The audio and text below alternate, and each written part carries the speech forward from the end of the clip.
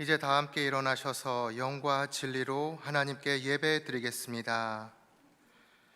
여호와께 감사하고 그의 이름을 불러 아뢰며 그가 하는 일을 만민 중에 알게 할지어다. 그의 거룩한 이름을 자랑하라. 여호와를 구하는 자들은 마음이 즐거울지로다. 하나님은 영이시니 예배하는 자가 영과 진리로 예배할지니라. 아멘.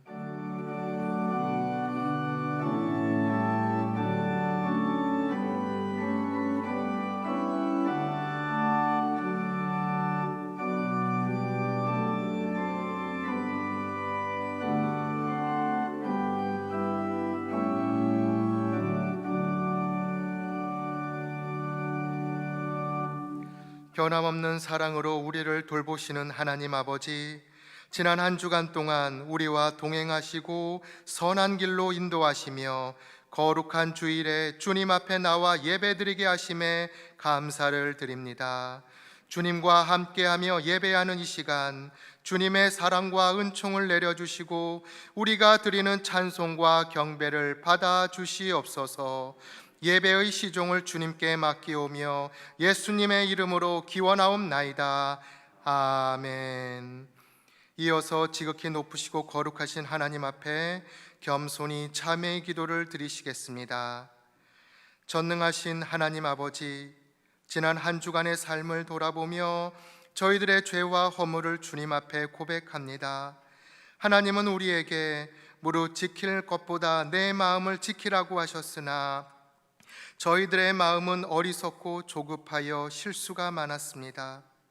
말에 실수가 없는 자는 온전한 자라 하셨으나 저희들은 말에 실수가 너무나 많았고 형제를 비방하고 하나님께 원망하는 말을 많이 하였습니다. 듣기는 속히 하고 말하기는 더디하라 말씀하셨지만 오히려 다른 사람들의 말은 들으려고 하지 않고 내 중심의 생각만 조급하게 표현하여 이웃에게 상처를 남겼습니다.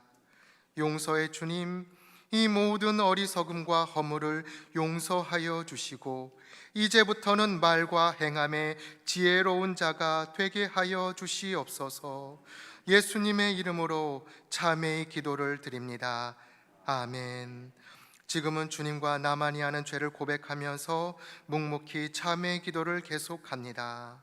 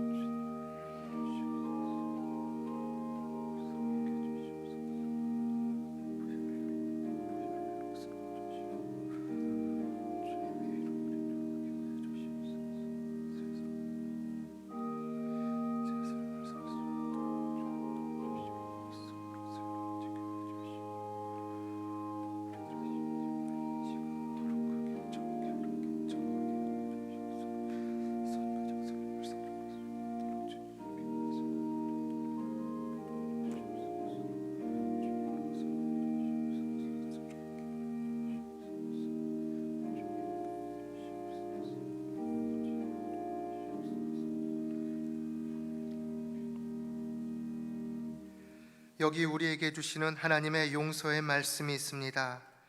그들이 듣고 혹시 각각 그 악한 길에서 돌아오리라. 그리하면 내가 그들의 악행으로 말미암아 그들에게 재앙을 내리려 하던 뜻을 돌이키리라. 아멘.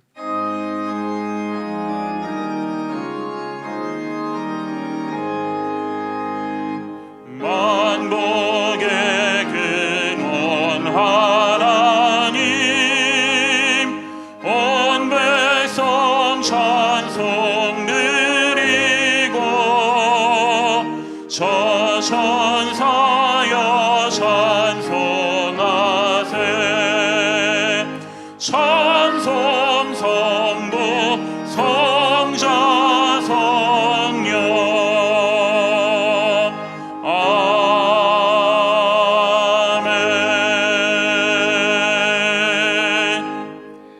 너희 의인들아 여호와를 즐거워하라. 찬송은 정직한 자들이 마땅히 할 바로다.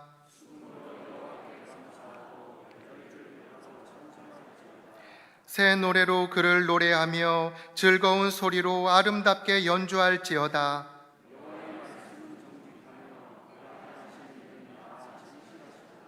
그는 공의와 정의를 사랑하시며 세상에는 여호와의 인자하심이 충만하도다.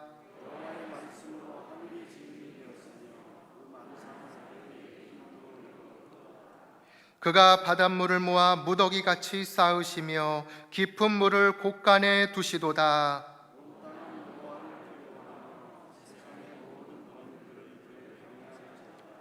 아멘. 나는 전능하신 아버지 하나님 천지의 창조주를 믿습니다. 나는 그의 유일하신 아들 우리 주 예수 그리스도를 믿습니다.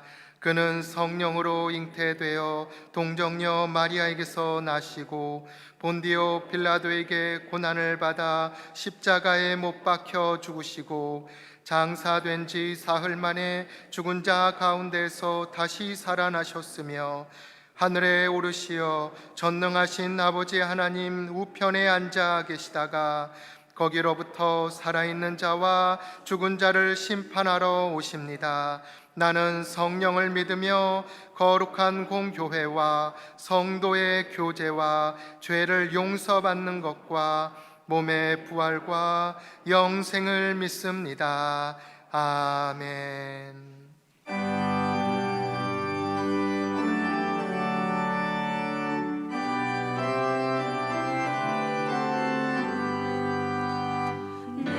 주의 나라와 주 계신 성전과 피 흘려 사신 교회를 늘 사랑합니다.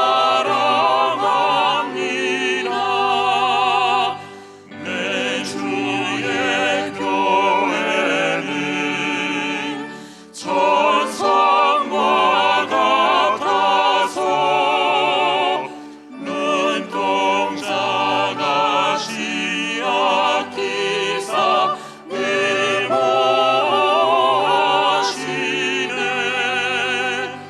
이 교회 위하여 눈물과 기도로 내 생명 다하기까지 늘 봉사합니다. 성도의 교제와 교회의 위로와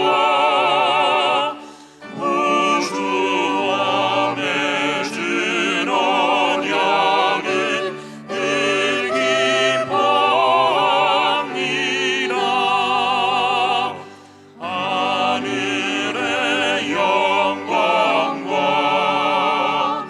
베푸신 은혜가 진리와 함께 영원히 시온에 넘치네.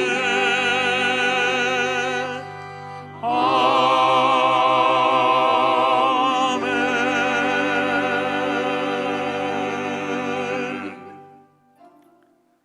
만유를 지으시고 섭리하시는 하나님, 때를 따라 돕는 은혜로 여기까지 인도하여 주시고 복된 날 예배드릴 수 있는 환경과 특권을 주셔서 감사드립니다. 그간 모여서 예배드릴 수 있었던 것이 하나님의 은혜였고 당연하다 생각하며 누렸던 많은 것들이 선물인 것을 깨닫지 못해 교만했던 저희를 용서하여 주시고 이 예배를 통해 오직 주님만이 영광을 받아 주옵소서. 지구촌 곳곳에서 바이러스로 신음하는 이들을 불쌍히 여겨주셔서 상황이 속히 종식되고 평화로운 일상을 맞게 되기를 간절히 원합니다.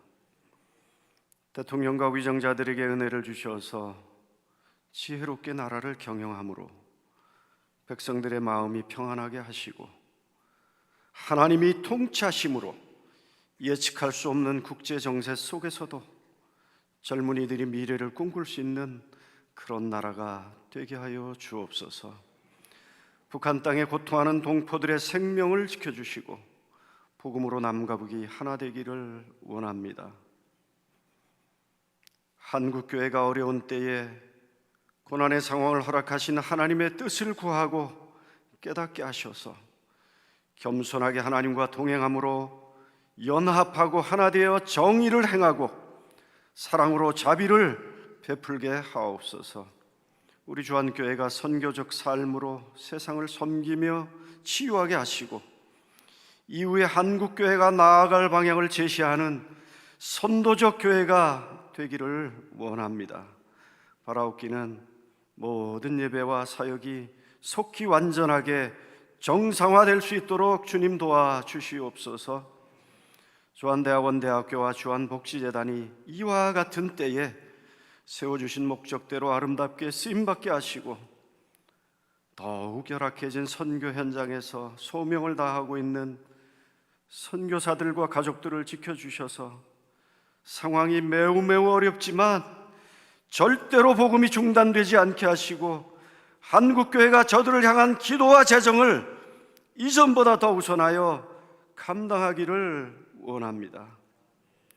우리 사랑하는 주승종 위임 목사님 성령 충만케 하셔서 향방 없이 살아가는 이 시대의 교회와 성도들에게 올바른 좌표를 제시하게 하시고 이 시간 선포되는 말씀을 통해 온 성도들이 위로와 용기와 소망을 얻고 하나님 자녀로서의 정체성을 잃지 않게 하옵소서. 원로 목사님의 건강과 성령을 늘 지켜주시고 우리 사랑하는 부목사님들 맡은 사역 잘 감당하실 수 있도록 능력에 능력을 더하여 주시며 이 시간 온 마음과 정성을 다해 올려드리는 할렐루야 찬양대의 찬양을 기쁘게 흠양하여 주시고 여러 모양으로 섬기는 봉사자들의 헌신이 하나님 앞에 귀하고 아름답게 연락되기를 원하오며 예수님 이름으로 기도합니다. 아멘.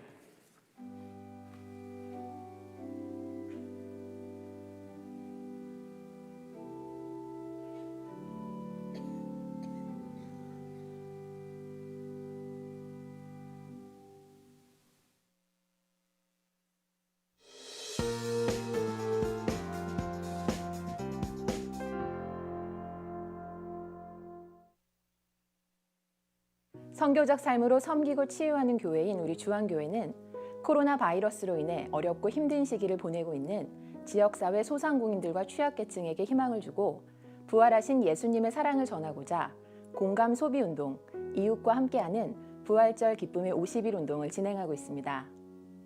이를 위해 지난 11일에는 사랑의 물품 박스를 부평구청에 전달하는 시간을 가졌습니다. 본교회는 전통시장을 격려하고 돕기 위해 부평시장 상인회를 찾아 다양한 생필품을 구매했습니다. 쌀과 김, 라면을 비롯해 커피와 샴푸, 세제, 식용유 등 10만 원 상당의 물품을 구매해 각 상자에 담아 포장한 100개의 사랑의 물품 박스가 부평구청에 전달됐으며 이는 각 주민센터를 통해 취약계층과 어려운 이웃들에게 전달됐습니다. 할렐루야, 우리 주한 장로교회가 코로나 사태로 인하여 어려움을 겪고 있는 이웃 주민들에게 예수님의 사랑을 전하고 또 부활의 기쁨을 나누고 지역 경제를 돕기 위하여 사랑의 물품 박스를 정성껏 준비했습니다. 아무쪼록 이 물품을 통하여서 예수님의 사랑이 잘 전달되어서 코로나 사태를 꼭 이겨냈으면 좋겠습니다. 또한 전통시장 살리기 운동도 계속해서 진행하고 있습니다. 성도들께서는 가까운 지역 전통시장을 찾아가 5만 원 이상 선한 소비를 해주시기 바랍니다. 5만 원 이상 사용하신 영수증을 모아 교회에 제출하면 지역 전통시장과 소상공인 업체에 가서 사용할 수 있는 온누리 상품권 1만 원을 지급합니다. 지난 3일 영수증 1차 모집과 온누리 상품권 지급이 완료됐으며 현재 2차 모집이 진행 중입니다. 앞으로 성령 강림주일인 5월 31일까지 공감 소비운동은 계속됩니다. 성도 여러분, 공감 소비운동에 참여해 예수님의 사랑을 전해주십시오. 성도들의 작은 참여가 코로나19로 어려움을 겪고 있는 이웃들에게는 큰 힘이 될 것입니다. 코로나19 함께 이겨냅시다. 오늘 5월 17일은 부활절 6번째 주일입니다. 주일 저녁 예배는 119 합심 기도와 가정 예배 순서지로 금요 성령 집회는 119 합심 기도로 대체합니다. 수요 예배는 온라인 영상 예배로 드립니다. 새벽 기도회는 온라인 영상 예배와 모이는 예배로 병행합니다. 부평성전과 주안성전에서 새벽 기도회가 오전 6시에 드려지며 미리 신청하여 새벽 기도회 출입표를 소지하신 분만 입장하실 수 있습니다. 온라인 영상 새벽 기도회는 교회 홈페이지와 유튜브를 통해 참여하실 수 있습니다. 5월 24일 주일 예배는 모이는 예배와 온라인 영상 예배를 병행합니다. 생활 방역 준수와 성도들의 안전과 건강을 위하여 제한된 인원으로 신청을 받아 부평성전에서 예배가 진행될 예정입니다. 모이는 예배로 예배드리기 원하시는 분들은 구역장을 통하여 신청해 주시기 바랍니다. 온라인 영상 예배는 교회 홈페이지와 유튜브를 통해서 드릴 수 있습니다. 현재 미주 지역 한인들은 코로나19로 인한 질병 전염 및 인종차별로 인하여 말할 수 없는 어려움과 극심한 공포를 겪고 있습니다. 이중 한인들이 밀집해 있는 뉴욕, 뉴저지, LA 등의 한인 교회들이 앞장서서 교민들을 위한 사랑의 박스를 만들어 전달하고 있습니다. 이에 민족 동반자 모임인 7개 교회는 미 동부 지역 한인교회 연합회 10만 불, 미 서부 지역 한인교회 연합회에 5만 불, 총 15만 불을 지원하였습니다. 계속해서 성도들의 기도를 부탁드립니다. 지금까지 교회 소식이었습니다. 이외의 교회 소식은 주보를 참조하시기 바랍니다. 오늘 우리에게 주시는 하나님의 말씀은 사도행전 2장 42절과 46절, 47절의 말씀입니다. 제가 가진 성경으로 신약 성경 190쪽입니다.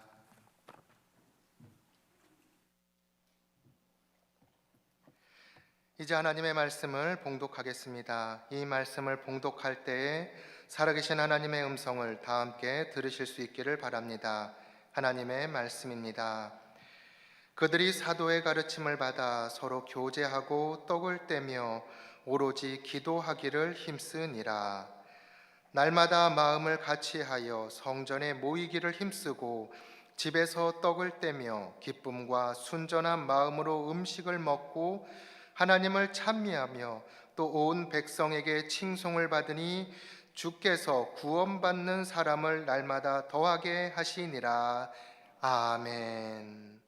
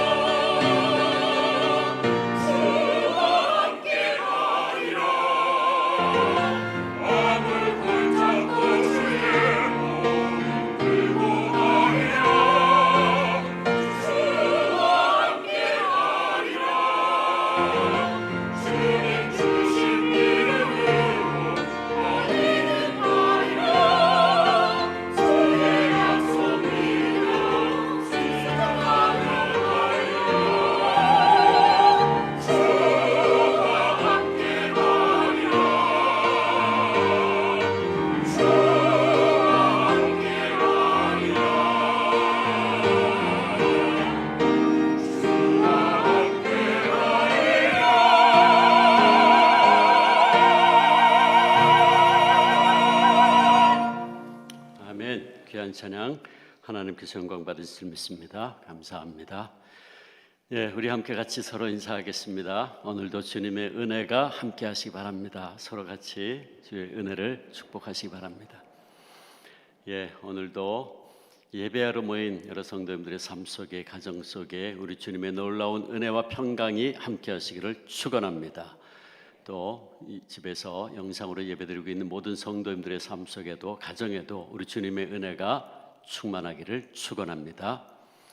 말씀하기 전에 한 가지만 다시 더 좀 설명을 드려야겠습니다. 지난 주간 동안 우리가 미주 지역에 있는 한인교회들을 지원을 했습니다.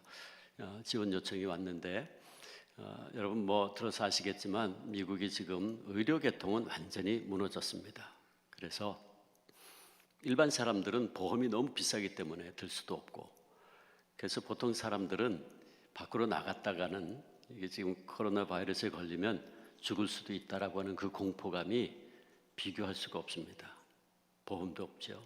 근데 또 위클리, 매 주마다 일을 하면서 주급을 받는데 일도 다 지금 할 수가 없고 문 닫고 다 실업자 되고, 그래서 특별히 이 교민들 가운데 실제로 굶고 있는 사람들이 많이 있습니다. 그리고 뭘 좀 물건을 사려고 나가도 아시아 계통에 온 사람들은 뭐 중국 사람인지 한국 사람인지 구분이 안 되죠. 그래서 공격을 당한다든지 아주 어렵습니다. 그래서 그냥 집에서 굶고 있는 사람들이 많이 있습니다. 실제로 너무 비참해졌죠. 그래서 한인교회 중심으로 지금 구제운동이 벌어지고 있는데 LA 영락교회하고 뉴저지 초대교회를 중심으로 해서, 근데 도저히 감당할 수가 없죠. 한 교회가 그걸 어떻게 합니까? 그래서 도움의 요청이 왔습니다. 그래서 우리 민족 동반자 모임의 7교회를 이제 같이 목사님들을 모이고 있는데, 영락교회, 서문안교회, 온누리교회, 소망교회, 저희 교회 이렇게 해서 이번에 도왔습니다. 그래서 한 15만 불 정도를 해서 우리 아까 우리 교회에서 구청에다가 보낸 그대로 정말 쌀, 라면 이런 가장 생필품들 해서 지금 전달을 하고 있는 걸로 알고 있습니다. 그래서 그렇게 보냈습니다. 여러분들이 계속 구제헌금을 또 많이 해주셔서 그것으로 지금 우리가 그 일을 감당하고 있습니다. 다시 한번 여러분들에게 감사를 드리고 계속해서 기도해 주시면 감사하겠고, 한 가지 더 이번 주 중에 청해로부터 연락이 오고 청해 세계선교부 총무께서 정식으로 또 도움을 요청해 왔어요. 말을 들어보니까 지금 선교사님들이, 우리 장로님 아까 간절히 기도했는데 정말 너무나 어려운 상황에 있습니다. 선교 예를 들어서 학원을 하고 뭐 학교를 하고 뭐 이런데 전부 다 문 닫고 학생들을 안 오고, 베트남에 있는 한 선교사님은 사모님이 미술 학원을 해서 아이들 가르치면서 복음 전하고, 또 선교사님은 아이들 같이 숙식하면서 데리고 와서 아이들 교육하고 고아원처럼 운영하고 그랬는데, 이게 지금 미술학원도 석 달째, 사모님이 잠깐 나왔다 못 들어가고 있어요.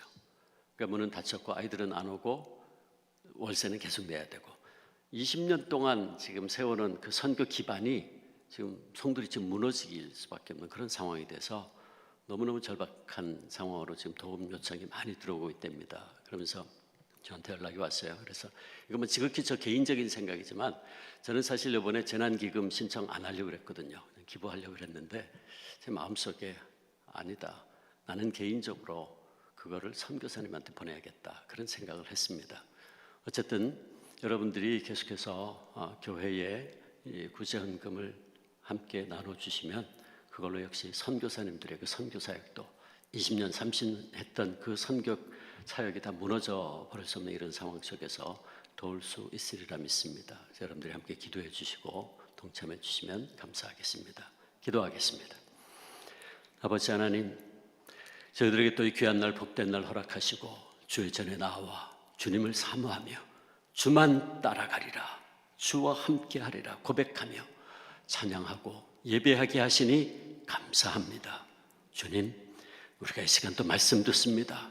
성령 하나님께서 이 시간 이 자리에 있는 우리 사랑하는 성도님들 한 분 한 분에게, 또 영상으로 예배드리고 있는 모든 성도님들의 심령 속에 성령님 친히 말씀하여 주시옵소서. 예수님의 이름으로 기도합니다. 아멘.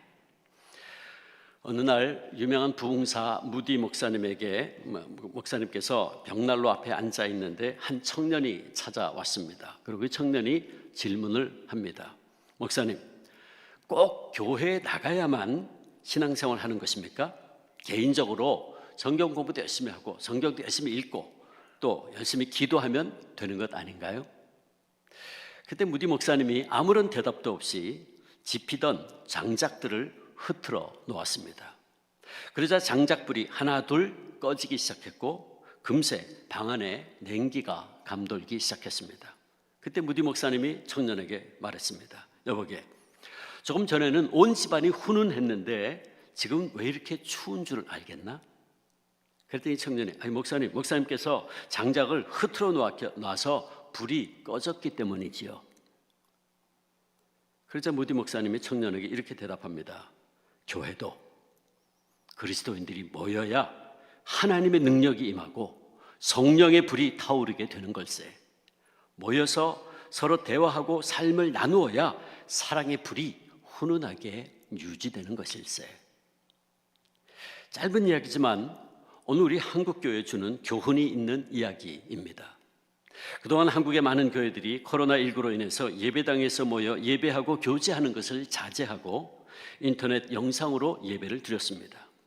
그리고 또 많은 교회들이 5월에 들어서 다시 이렇게 예배당에 모여 예배 드리기 시작했고 물론 영상으로도 계속 예배하고 있습니다.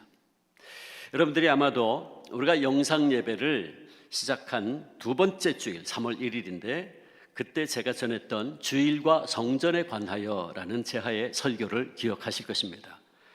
그때 제가 여러분에게 분명히 이렇게 설교했습니다. 주일의 기본 정신은 하나님의 창조와 구속의 은혜에 감사하고 감격하는 마음으로 예배하며 또한 선을 행하고 생명을 살리는 데 있습니다. 그래서 우리는 코로나19 바이러스 사태를 만나 많은 생명을 살리고 우리의 이웃과 공공의 유익을 위하여 우리의 주일 예배를 교회에 모여 드리는 것을 내려놓고 가정에서 또는 영상을 통해 예배 드리는 것입니다. 그러므로 우리는 결코 우리의 주일 예배를 포기하거나 패한 것이 아닙니다. 그리고 우리가 꼭 기억해야 할 것은 오늘 우리가 드리는 영상 예배는 일시적이고 예외적이라는 것입니다. 우리는 초대교회 성도들처럼 항상 모이기에 힘써야 하고 우리 영혼의 안식과 참된 영적 양식을 공급받기 위해서 우리 주님께서 부활하신 주일에 예배를 위하여 구별된 장소인 예배당에서 드리는 예배가 기본이고 필수입니다. 제가 그렇게 설교했습니다. 그렇습니다. 우리가 그동안 그리고 지금도 영상 예배를 드리는 것은 코로나 사태로 인하여 우리의 이웃 생명을 살리고 공공의 유익을 위해서 일시적이고 예외적으로 드리고 있는 것이지 이것이 우리의 정상이 아닙니다. 우리의 정상적인 모습은 초대교회 성도들처럼 모이기를 힘쓰고 모여서 기도하고 찬양하며 말씀 듣고 떡을 떼는 가운데 교제하는 데 있습니다. 그리고 그렇게 모여서 예배하고 교제하는 가운데 힘을 얻고 다시 세상으로 나아가 우리의 삶의 한복판에서 선교적인 삶을 사는 것, 이것이 바로 우리의 원래의 모습이고 또 올해 우리의 선교적 삶으로 세상을 치유하는 교회라는 표의 모습입니다. 그래서 오늘은 교회의 본래적인 이 두 가지 모습에 대해서 사도행전을 중심으로 해석하면서 우리를 향하신 하나님의 음성을 듣기를 원합니다. 제가 방금 말씀드렸듯이 교회의 첫 번째 바른 모습은 바로 모이는 교회입니다. 그리고 그 모이는 교회로서의 가장 본래적인 모습을 보여주고 있는 것이 바로 사도행전 2장에 나오는 초대교회의 모습입니다. 그렇다면 초대교회는 모여서 무엇을 한 것입니까? 그것을 우리는 사도행전 2장 42절에서 너무나도 분명하게 보게 되는데 이 말씀에서 우리는 초대교회 성도들이 성전에 모여서 예배 드릴 때 했던 가장 중요한 네 가지의 모습을 발견할 수 있습니다. 이거는 교회의 네 가지 표지라고도 설명합니다. 첫째는 하나님의 말씀을 가르치고 배우는 것입니다. 42절 보면 그들이 사도의 가르침을 받아 말씀합니다.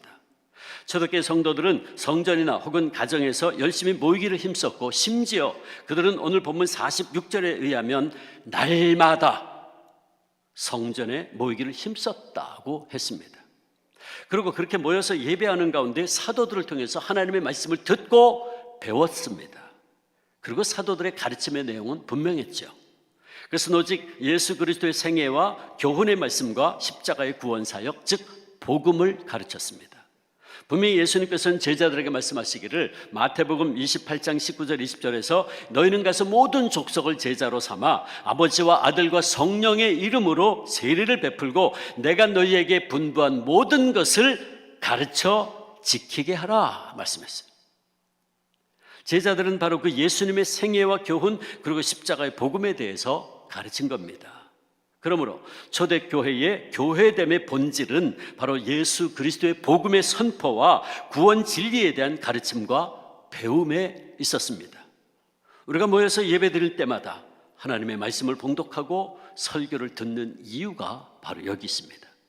둘째, 초대교회 성도들은 늘 모여서 함께 교제하면서 서로 위로하고 격려하고 새로운 힘을 공급받았어요. 42절에 보면 서로 교제하고 그랬어요. 이 교제라는 단어가 그 유명한 코이노니아라는 말입니다. 나누다, 사귀다, 관대하다 그런 뜻이에요. 초대교회 성도들은 늘 함께 모여서 예수 그리스도 안에서 영적인 교제를 나누었고 또 물질적으로도 서로의 것을 나누며 교제했어요. 그들은 서로에게 관대했고 그래서 부족한 가난한 사람들, 필요한 사람들에게 자기의 것을 나누어 주는 데 있어서 인색함이 없었습니다. 그 모습을 사도행전 2장 44절 45절은 이렇게 설명하죠. 믿는 사람이 다 함께 있어 모든 물건을 서로 통용하고 또 재산과 소유를 팔아 각 사람의 필요에 따라 나누어 주었다라고 말씀합니다. 그리고 초대교회는 예배를 드리러 모일 때마다 먼저 사랑의 공동 식사, 아가페 밀이라고 하는데 애찬으로도 번역이 되죠. 사랑의 공동 식사를 나누고 그 다음에 시편 노래를 부르면서 예배의 자리로 나아갔어요. 이게 바로 초대교회의 아름다운 교제의 모습입니다. 그들은 예배 드리러 모일 때마다 서로 음식을 가지고 와서 함께 나누며 교제했던 것입니다. 그래서 오늘 보면 46절에 보면 집에서 기쁨과 순전한 마음으로 음식을 먹었다라고 설명하고 있는 것입니다. 우리가 요즘 코로나 때문에 우리 교회 만나홀에서 함께 식사하며 교제를 나누지 못하지만 성도들이 교회에 함께 모여 예배드리고 또 음식을 나누면서 교제를 하는 것은 바로 초대교회 때부터 이어져 내려온 아름다운 신앙의 전통, 교제의 전통입니다. 그것은 그냥 밥만 먹는 행위가 아닙니다. 그 안에 성도의 아름다운 교제와 만남을 통한 위로와 격려가 있는 것이죠. 저는 곧 우리 교회도 다시 만나홀을 오픈할 수 있게 되길 원합니다. 그 다음 세 번째로 초대교회 성도들은 항상 모여서 예배 드릴 때마다 떡을 떼었다고 했습니다. 24절에 보면 떡을 떼며, 여기 떼었다라는 말이 클라오라는 말인데 찢었다 하는 단어입니다. 그러니까 떡을 떼었다는 것은 우리를 위해서 십자가에 찢기신 주님의 몸을 찢었다는 것이고, 이는 곧 초대교회 성도들이 모여서 예배 드릴 때마다 성찬식을 했다 하는 것을 말씀합니다. 그들은 모여서 예배 드릴 때마다 예수님께서 자신들을 구원하기 위해서 십자가에서 그 몸이 찢기시고 모든 피를 다 흘린 채 죽으시고 그리고 사흘 만에 부활하신 것을 기억하고 기념하면서 그 은혜를 감사하는 마음으로 성찬에 참여했던 것입니다.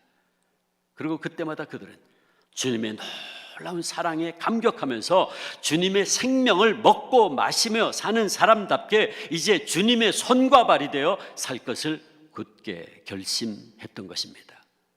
그 다음 마지막 네 번째가 기도입니다. 42절 말씀에 그들은 오로지 기도하기를 힘썼다라고 말씀합니다. 그들이 기도하기를 힘썼다고 할 때 46절에 보면 그들이 성전에서도 모였고 집에서도 모였다고 기록하고 있는 것을 보아서 초대교회 성도들이 그 당시 하루에 3번 정식으로 진행되던 성전에서의 기도회에도 참석했고 또 집에서 모이는 기도회 모임에도 열심히 참석했다 하는 것을 알 수 있습니다. 즉 그들은 공식 집회의 기도회 모임이든 혹은 집에서 모이는 개인 기도회 모임이든 항상 모이면 기도하기를 힘썼다 하는 것입니다. 그들은 늘 이렇게 모여서 함께 기도하는 가운데 하나님과 교제하고 하나님의 음성을 듣고 하나님의 능력을 공급받을 수 있었던 것입니다. 그리고 이 기도와 관련해서 우리가 한 가지 더 생각할 것이 있는데, 그것은 바로 노래로 하는 기도인 찬양입니다. 종교개혁가 칼빈은 기도에는 두 가지가 있다 그랬어요. 하나는 말로 하는 기도가 있고 또 하나는 노래로 하는 기도가 있는데 그것이 찬양이다 그랬어요. 맞습니다. 그래서 초대교회는 항상 모이면 말로 하는 기도와 더불어서 함께 하는 기도인 찬양을 했던 것입니다. 오늘 보면 47절에 그들이 하나님을 찬미했다 그랬어요. 하나님을 찬양하며 노래했다 하는 것입니다.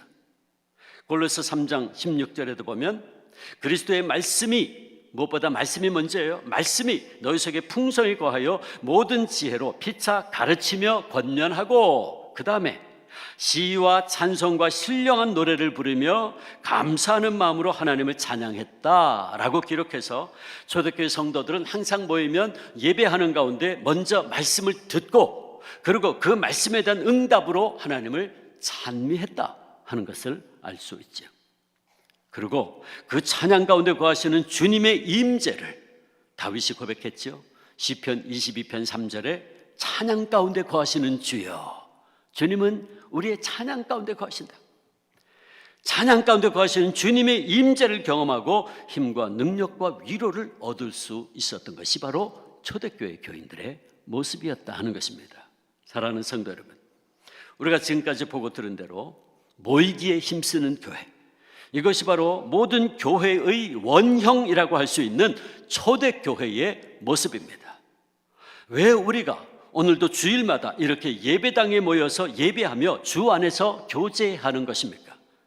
바로 하나님께서 우리가 함께 모여서 예배하는 바로 이 자리에 임재하시고 당신의 말씀으로 우리에게 또 말씀해 주시고 성찬을 통해 우리에게 새로운 힘과 능력을 공급해 주시고 우리의 기도를 통해서 우리와 교제하고 우리를 만나 주시고 우리의 찬양을 통해서 영광 받으실 뿐만 아니라 우리에게 체유와 감사와 감격을 회복시켜 주시기 때문입니다. 그러므로 주일마다 이렇게 모여서 우리가 하나님을 예배하고 주 안에서 함께 교제하고 나누는 것, 이것이 무엇보다 먼저요 가장 필수적인 것입니다.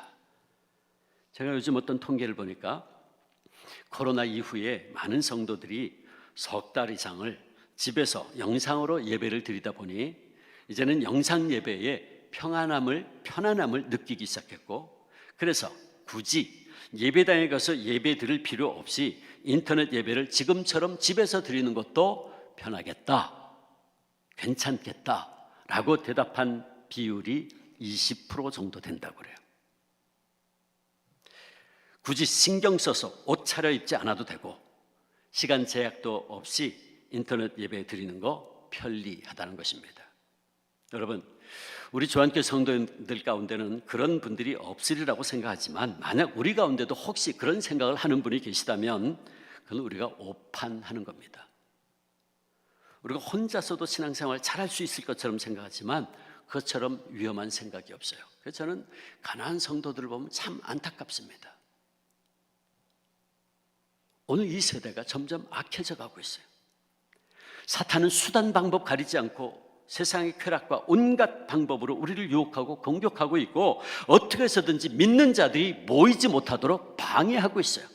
그러므로 우리가 알아야 할 것은 그리스도인이 혼자 떨어져 있는 것처럼 위험한 일이 없다는 것입니다. 혼자 있다는 것은 결국 사탄의 가장 좋은 먹이가 될 수 있는 위험이 있어요. 제가 설교의 서두에서 소개했듯이 아무리 활활 잘 타는 장작도 하나씩 떼어놓으면 그 불길은 곧 꺼져버리고 맙니다. 나 혼자 신앙생활 잘할 수 있다고요? 아닙니다. 그게 잘 뜻대로 안 됩니다. 게으르게 돼 있어요.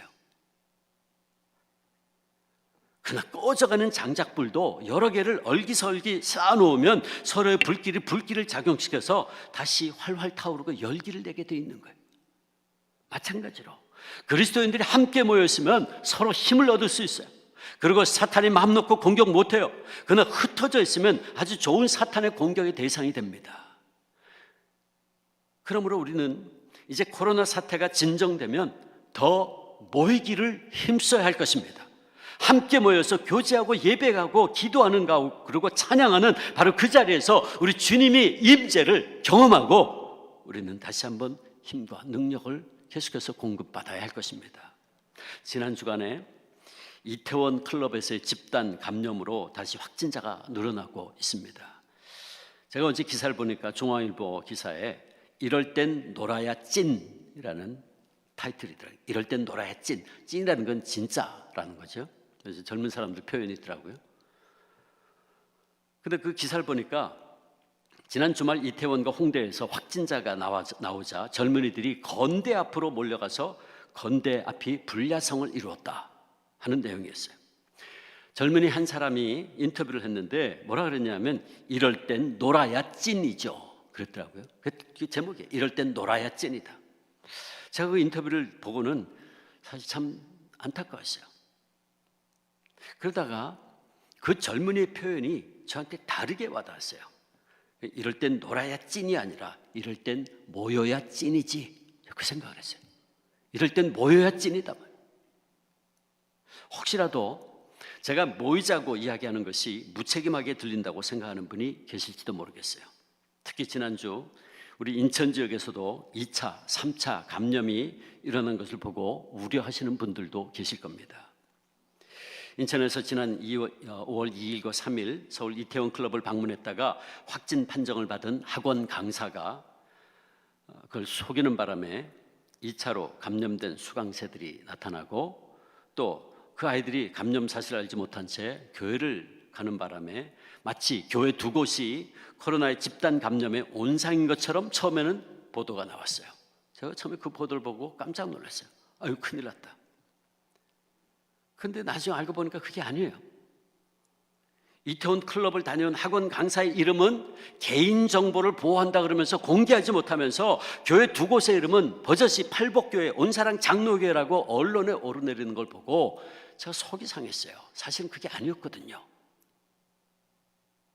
저도 처음에 딱 문자가 오는데 아차 싶었어요. 아이고, 교회에서 이게 예배드리다 이렇게 됐구나. 왜냐면 8일에서 10일 그리고 10일 날 교회 간 사람들은 빨리 와서 검사 받으세요. 이런 식으로 왔더라고요.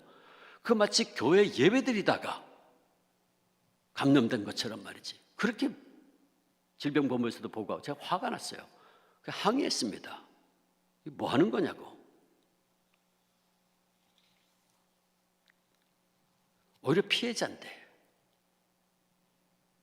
근데 어제 아침 속보로 확진자 다녀간 교회 두 곳 780명 모두 음성이라고 뜬 걸 보고 제가 하나님 감사합니다. 저절로 고백이 나오더라고요. 이 두 곳 교회 모두 정부의 생활 속 거리두기 지침을 잘 따랐을 뿐만 아니라 더 나아가서 교회 자발적인 방역과 지침들로 모두 음성 판정을 받았다. 심지어는 장갑까지 다 꼈었다 그러더라고요. 제가 참 할렐루야, 참 감사했어요. 그리고 그 기사의 댓글에는 교회를 응원하는 사람들의 댓글이 이어졌는데 내가 교회는 안 다니지만 이런 교회는 인정, 이래야 찐이지, 아직 교회다운 교회가 있었네요 하는 등등의 댓글을 보면서 참 감사했어요. 그리고 의료계에서는 가까운 시일 내에 코로나가 사라지지 않을 것이라고 이야기합니다.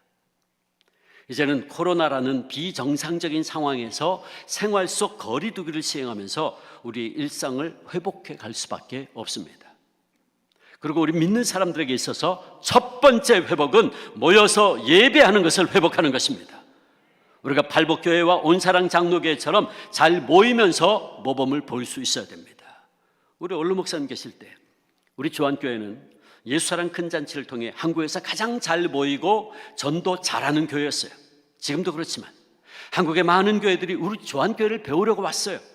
이제 코로나19로 인해 이전과는 완전히 다른 새로운 시대가 펼쳐질 겁니다.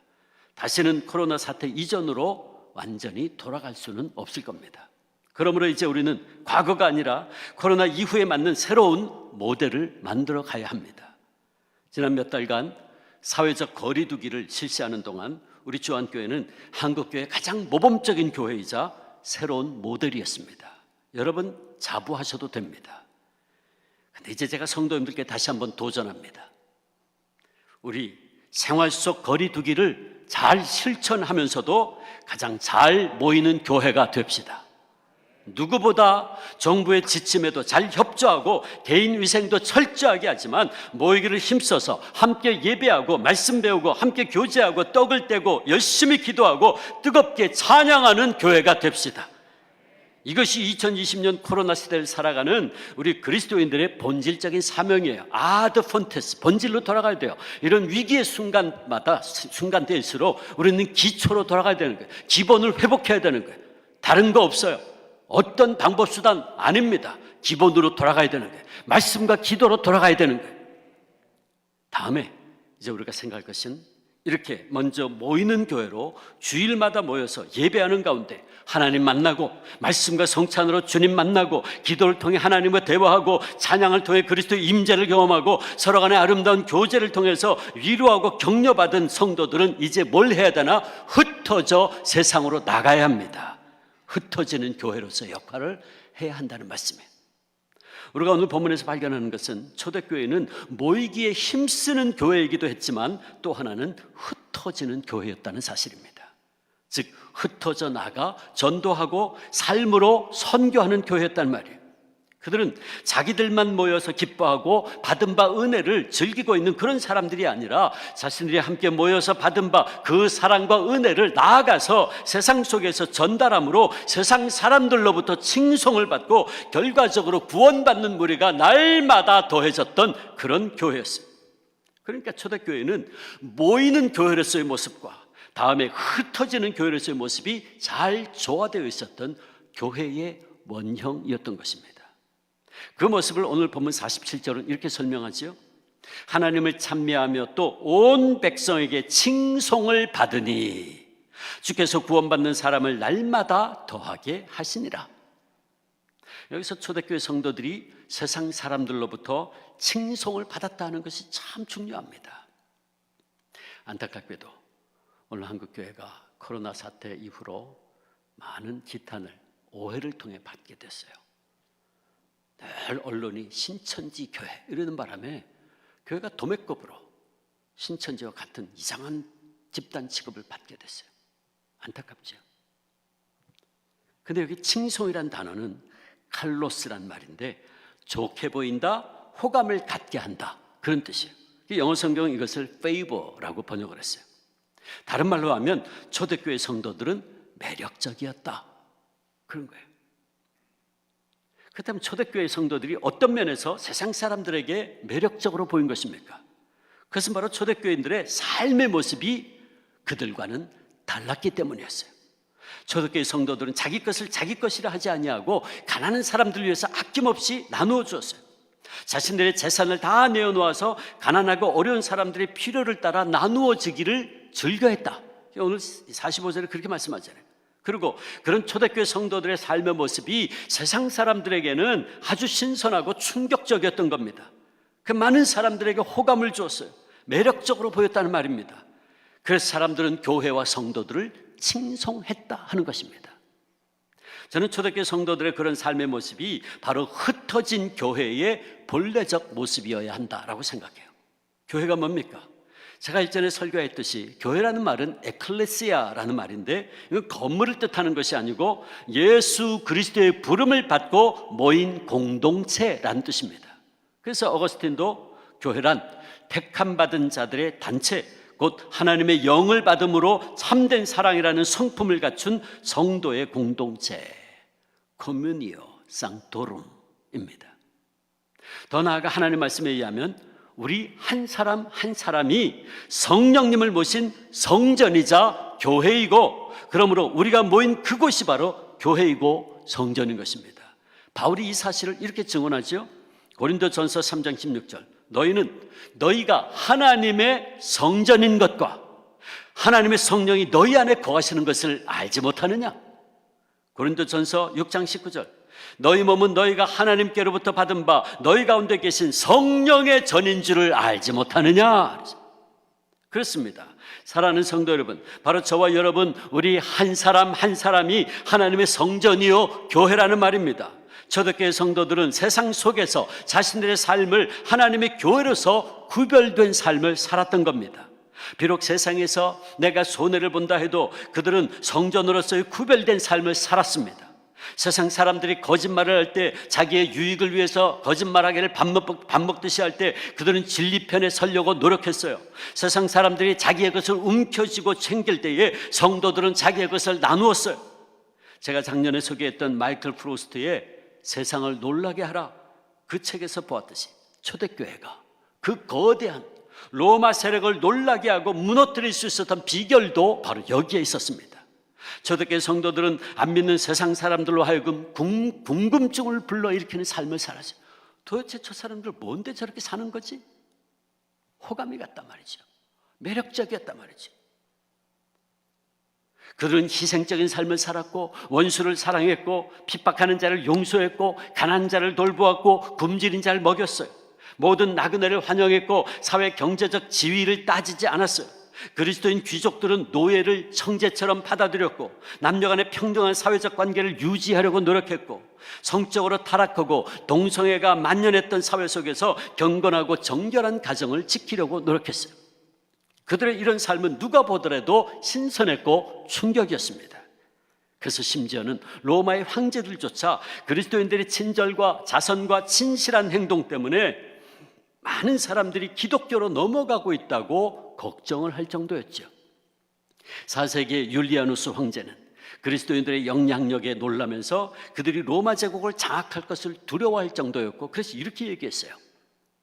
그 불경한 갈릴리 사람들이 그리스도인들을 말하죠.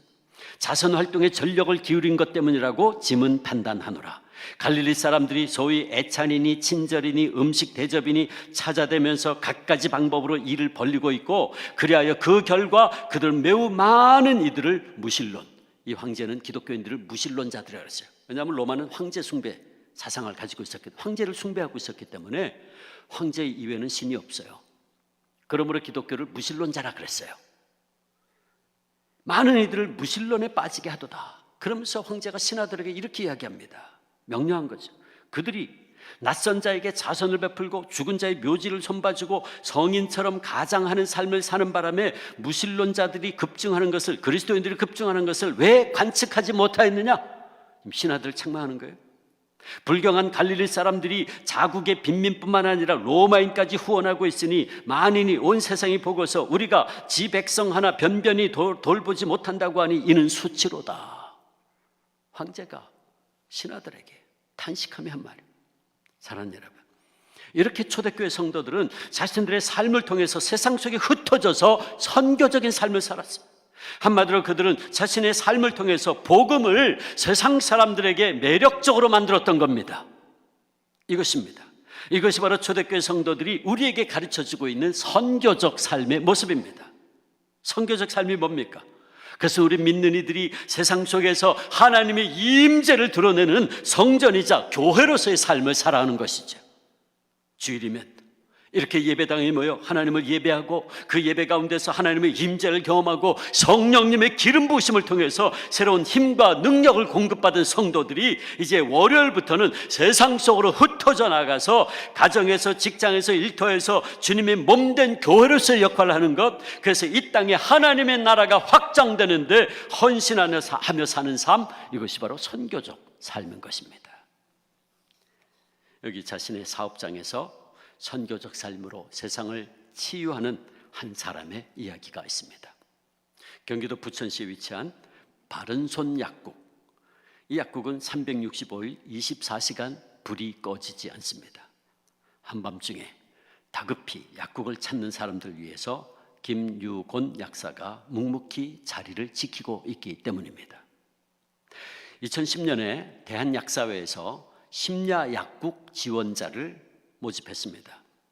부천시에 300개가 넘는 약국 중에 지원자가 하나도 없었습니다. 심야 시간 약국을 운영하면 약사들이 자기 몸만 축나고 또 손해만 생길 게 뻔하기 때문이죠. 김유곤 약사는 하나님이 내게 이 일을 하라는 마음을 주신 것 같다고 가족들에게 말하면서 심야 약국을 지원했습니다. 처음에는 6개월만 해야지 했는데 하루 종일 일하느라 병원이나 약국에 갈 시간조차 없는 사람들이 늦은 밤 혹은 새벽에 약국을 찾는 모습을 보면서 마음이 달라졌다고 합니다. 어린 아들에게 뽀로로 비타민 사탕을 사주려고 멀리 그 늦은 시간에 파주에서 달려온 아빠, 인터넷 찾아서 온 거죠. 낮에는 시간이 안 돼 올 수 없으니까. 배변 활동을 못한 아이를 위해서 200원짜리 관장약 사기 위해서 광명시에서 쫓아온 아버지, 치통이 너무 심해 밤새 잠을 못 자다 약국으로 뛰어온 아가씨, 이런 분들을 만나면서 김유곤 약사는 이웃들을 위한 약사가 되기로 결심하고 심야 약국을 지금까지도 운영하고 있습니다. 그는 이렇게 고백합니다. 저에겐 약국이 선교지입니다. 저는 이 첫 마디가 참 감동이었어요. 저에겐 약국이 선교지입니다. 사람들은 보통 외국에 나가는 걸 선교라고 생각하지요. 해외에 나가서도 선교할 수 있지만 국내에서도 가정이든 직장이든 하나님의 통치가 이루어지게 하는 것이 선교지라고 생각해요. 약국도 그런 공간이 될 수 있다고 생각하고요. 사람과 사람이 만나는 도구가 약인 거죠. 그러니 손님을 보면서 웃어야죠. 자꾸 웃으면 웃어져요. 그렇습니다. 사랑하는 성도 여러분, 세상 속에 흩어진 교회인 우리에게는 우리의 가정이, 우리 직장이, 우리 학교가, 내가 일하고 있는 바로 그곳이 우리의 선교지입니다. 우리 각자는 우리의 삶의 현장으로 파송받은 왕같은 제사장들이고 선교사들인 것입니다. 우리는 각자의 삶의 현장이 하나님의 나라가 될 수 있도록 섬겨야 하고, 그것이 바로 선교적 삶입니다. 제 말씀을 정리합니다. 사랑하는 성도 여러분, 교회는 예수 그리스도를 주로 고백하는 무리의 공동체입니다. 그러하기에 교회는, 그리고 교회된 저와 여러분, 우리들은 모이기를 패하는 어떤 사람들의 습관과 같이 하지 말고 무엇보다 먼저 예수 그리스도의 이름으로 모이기를 힘써야 합니다. 그리고 우리는 주님께서 부활하신 주일에 이렇게 예배당에 함께 모여 예배하는 가운데 말씀 듣고 기도로 하나님과 교제하고, 그래서 하나님 뜻을 깨닫고 찬양을 통해 그 찬양 가운데 임재하시는 하나님을 만나고 주 안에서 교제하고 성제들을 위로하고 격려하는 가운데 새로운 힘과 능력을 공급받고, 그리고 월요일이 되면 이제 세상 속으로 흩어져 그 사랑과 그 은혜를 삶 속에서 실천하고 행하는 선교적 삶을 살아내어 세상을 치유하는 성도들 되시기를 축원합니다. 우리의 섬김을 통해서 교회가 세상으로부터 칭송을 들으며 결과적으로 날마다 구원받는 무리가 되어지는 그런 축복의 역사가 우리 주안교회와 그리고 우리 한국교회 위에 함께 하시기를 주님의 이름으로 축원합니다. 그 마음으로, 기도하는 마음으로 함께 찬양, 함께 고백하겠습니다. 오 나의 자비로운 주여.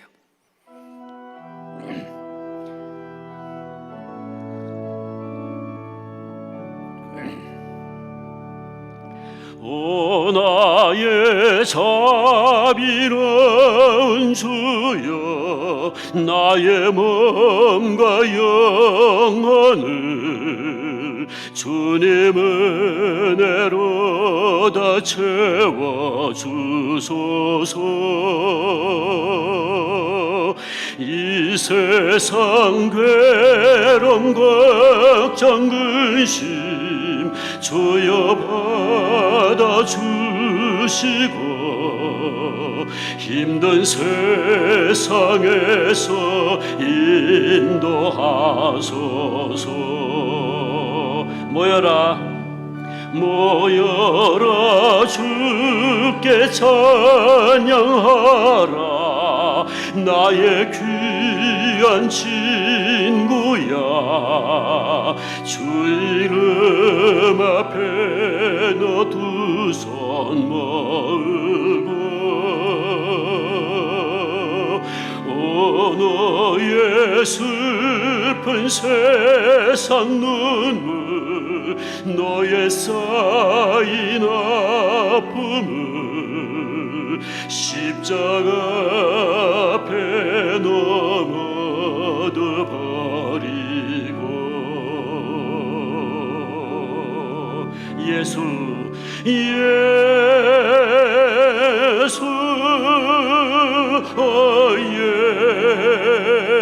예수 지금 오셔서 예수 예수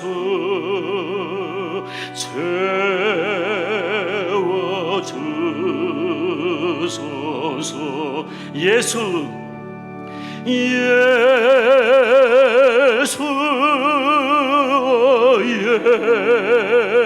예수 지금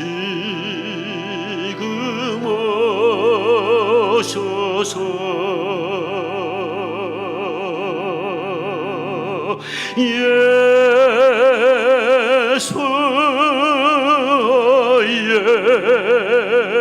예수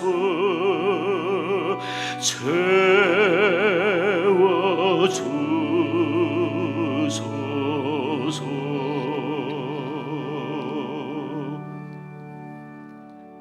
자비로운 주님, 우리가 더욱 열심히 모여 예배하고 찬양할 때 우리 가운데 임재하시고 우리의 몸과 마음을 주의 은혜로 충만하게 채워 주시옵소서. 그리고 주님으로 채워진 우리가 이제 세상에 나아가 작은 예수 되어 흩어진 교회로서의 삶, 선교적인 삶을 살아 이 땅에 하나님의 나라가 확장되는데 헌신하게 하여 주시옵소서. 예수님의 이름으로 기도합니다. 아멘.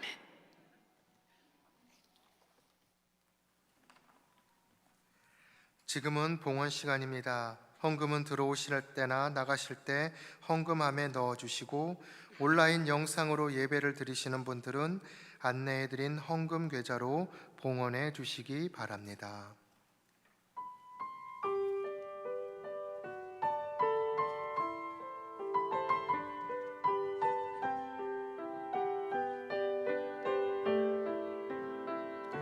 주의 빛 안에 살면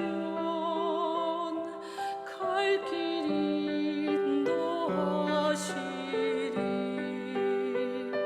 주의 눈 내 인생을 지키시리.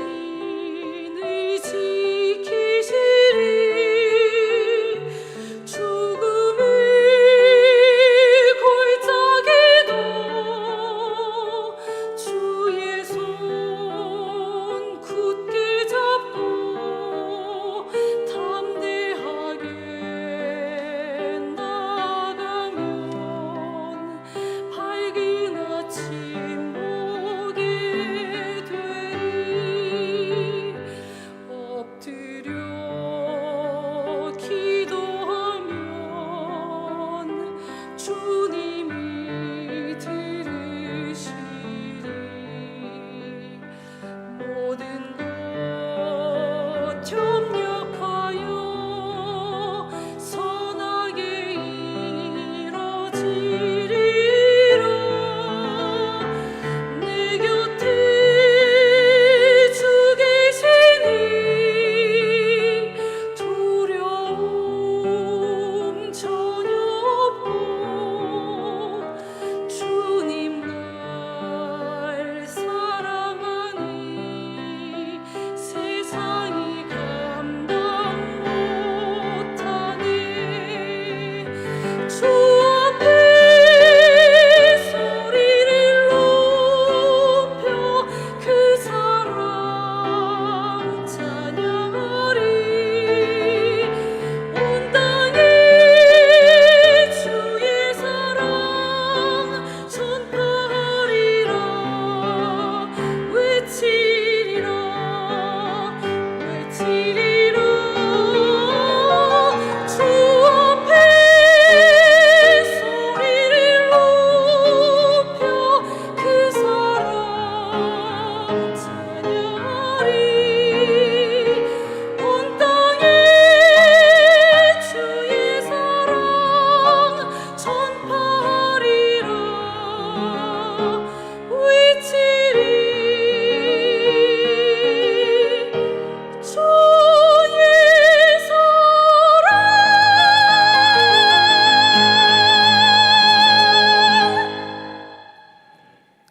이제 다 함께 일어나셔서 봉헌송 630장을 부르시면서 하나님께 봉헌하겠습니다.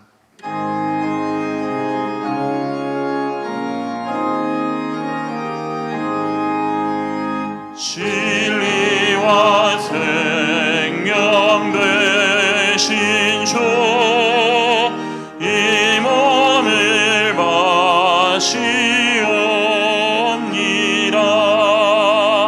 믿음과 소망 사랑에 한 마음 되게 하소서.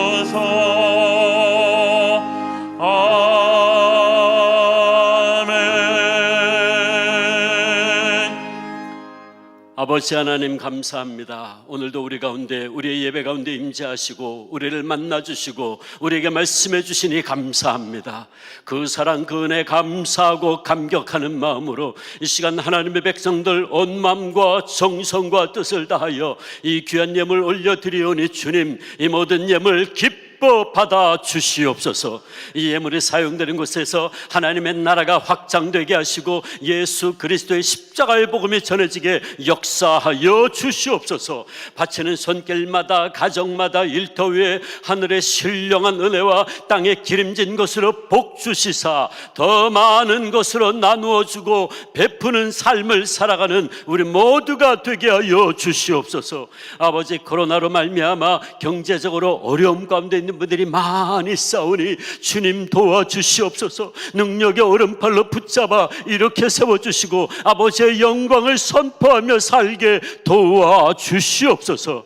아버지, 이 시간 또한 간절히 기도합니다. 우리 가운데 육신에 연약한 분들, 그 심령에 상처받은 분들이 있다면 아버지 하나님, 이 시간 우리가 믿음으로 그 연약한 것에 우리의 손을 얹습니다. 주님, 우리의 연약한 손 위에 부활하신 주님의 손 얹어 주시옵소서. 이 시간, 지금의 시간 치유의 광선이 부어질지어다. 머리끝부터 발끝까지 부어짐으로 영육 간에 회복되어 할렐루야 할렐루야 하나님의 영광을 선포하며 살아가는 우리 모두가 되게 하여 주시옵소서. 감사하옵고 예수님의 이름으로 기도하옵나이다. 아멘.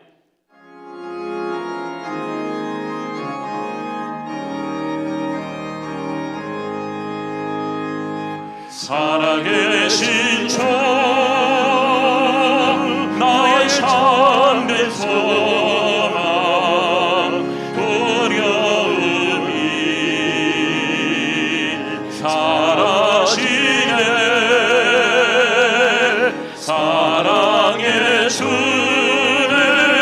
갈 길이 너희 내 오늘 삶의 기쁨 늘 충만하네.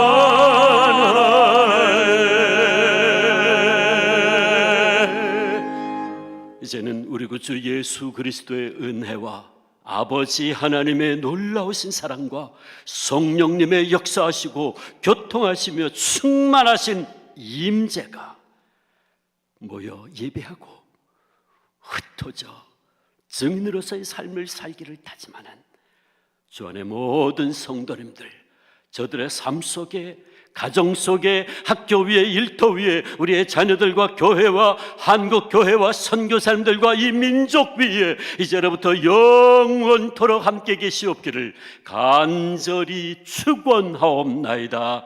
아멘.